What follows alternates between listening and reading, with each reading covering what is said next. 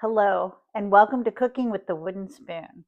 Have you ever wondered why we crave pumpkin in the fall? I have wondered that almost every year. I think all summer goes by and I don't really care if I have pumpkin or not. But fall hits, and man, I want to just make everything pumpkin. Uh, and I don't know why. So I've thought, is it because pumpkin is rich in vitamin D and our body doesn't get as much sunlight and we need the vitamin D? No, because there's really not a whole lot of vitamin D in pumpkin. Pumpkin is full of vitamin A, which is good for your eyes, but I just don't know why. So, if you know, if there's some reason biologically or any reason that you might know, comment, let me know. I'm a ponderer. I think I drive Matt crazy because he doesn't really think, deeply about things. And man, I think deeply about everything. Today's deep thought was pumpkin. So if you do know, let me know why. Or if you even have a guess, I'd be curious to know. Today, we are making a healthy pumpkin oatmeal bar. It is really good. I actually made this for the first time earlier this week for Lisbeth for a camping trip. And Linda and I taste tested it just to make sure that it was worthy of sending to Lisbeth. And it was so good. It was hard for me to share, um, but I did. I thought I need to have this in the house, and I want to make it a little bit different this time. I don't know how you are when you cook, but every time I make something, I think, oh, well, maybe I should do this and maybe I should do that. So today we are going to make it my way. Um, the original recipe was a wonderful base, but I like taking recipes and then doing my own thing with them. One of the things that I really liked about this recipe is that you do it in one bowl and then we're just going to cook it in a casserole. And super easy, super easy. There's really no rhyme or reason to the way that I combined things yesterday, but we'll try to do it a little bit more, or whatever day that was that I made it. We'll try to do it a little bit more logically this time. So we're adding 1 cup of rolled oats. I always cook with rolled oats because they soak up less water and they hold their shape better. Obviously, I'll have the recipe in the description. So I have 1/2 cup of wheat flour, 1/4 of a teaspoon of baking soda is what the original recipe called for, and 1 teaspoon of baking powder. So we'll put that in next. And then I have a teaspoon of cinnamon. And then I love Penzey's pie spice. I think it just has such a unique flavor. So I'm throwing some of that in, even though the recipe didn't call for that. It is delicious. I'm going to give this a little stir, and then it calls for 1 cup of pumpkin, and I think that was a pretty good amount. I think the consistency for that was good, and the flavor was fantastic. You definitely got enough. Bo, I'm not knocking on the door. 2 tablespoons of vegetable oil. The original recipe called for coconut oil, and I didn't have that, so I didn't put it in. Yesterday, I put in 1 tablespoon of ground flaxseed, which I will include in our recipe in the description.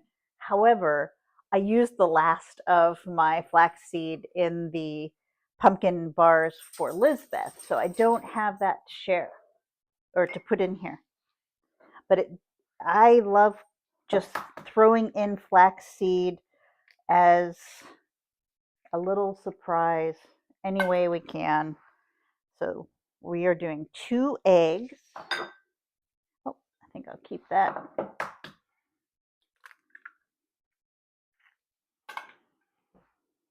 I need to call Dan, my egg man. I have not had farm fresh eggs in almost 2 weeks, which is pretty crazy for me. It was weird to go to Piggly Wiggly yesterday and have to buy eggs, but it's all good. Okay, so I'm just mixing those up so that they're pretty well mixed. I want to make sure that the egg is incorporated pretty well. What I probably should have done was beat the eggs before I put them in, but I think this will be good. And then I have 3 tablespoons of Driftless Ridge maple syrup, which you've heard me say before is the best. It is from Ridgeway, Wisconsin, where I am from, and you can get that at the market, which is this Sunday. So if you're in the area, come to the market. You can buy some bagels from Matt and me, or biscotti, or pizza shells. But it's just such a fun market. The atmosphere is fantastic. It's very well organized. Just awesome. Okay, so we have wet and dry ingredients combined. The original recipe didn't call for any of these things, but these are all things that I love. So I'm putting in 1 apple, peeled and diced kind of small, because I like to have in the bar, I like to have bites of apple as often as I can. So if you cut them small, then you'll have little bites throughout the whole bar. And then walnuts. I just like nuts and everything. I know that Matt is not going to eat any of this because he hates pumpkin. I don't understand it. So I can put walnuts in this because he won't be eating it. Yesterday in Lisbeth's, I put dried cranberries, and I used all the rest of my dried cranberries. Actually, that's not true. I used the rest of my dried cranberries for my cranberry almond biscotti for the market. I have maybe a tablespoon of dried cranberries left, and then I wanted to get about half of a cup of this, so I added raisins too. So I'm just throwing all of that in, and we're going to combine it very well, and then just put it in the casserole dish. And yesterday it only cooked, I keep saying yesterday, but I honestly can't remember what day it was. Earlier this week, I don't remember what I was saying. So anyway, I only cooked it for 22 minutes and it was perfect. I was telling Lisbeth, one thing that I really like about this recipe is that you can have this put together in 5 minutes if you have the mise en place set, and it didn't take me long to get the mise en place ready. And then to have it cook for 20-25 minutes, in half an hour, start to finish, from the time you pull anything out of your cupboard, these are done, and they are worth it. I loved the texture of these. They were a little bit softer because I didn't have a lot of oats or flour in this to soak up the wet ingredients. Just wonderful. I know Linda liked them too. She's a good taste tester. So I did put butter on the bottom of this. I think in order to keep them even healthier, I would have used cooking spray, but I'm out of cooking spray too. So this will be good. This is an 8x8 casserole dish. I like this casserole dish from Pyrex because it has a lid.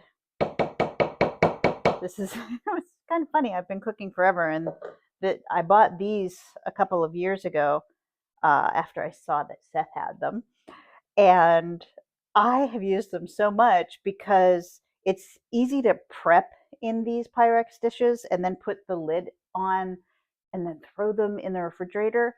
And if you serve from these and you have stuff left in the dishes, you can just cover it, put it in the refrigerator. So it's perfect. This is going to go in the oven, like I said, for about 20 to 25 minutes, depending on your oven, and the temperature is 350. So we are going to pop this in, and it'll be done in no time. And I can't wait to eat them. They're so good.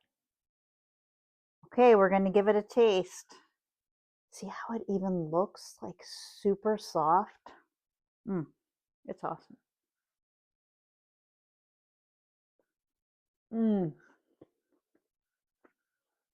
Wow, that's pretty good.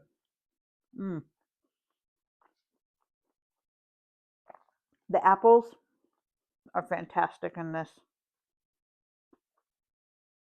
I don't regret that.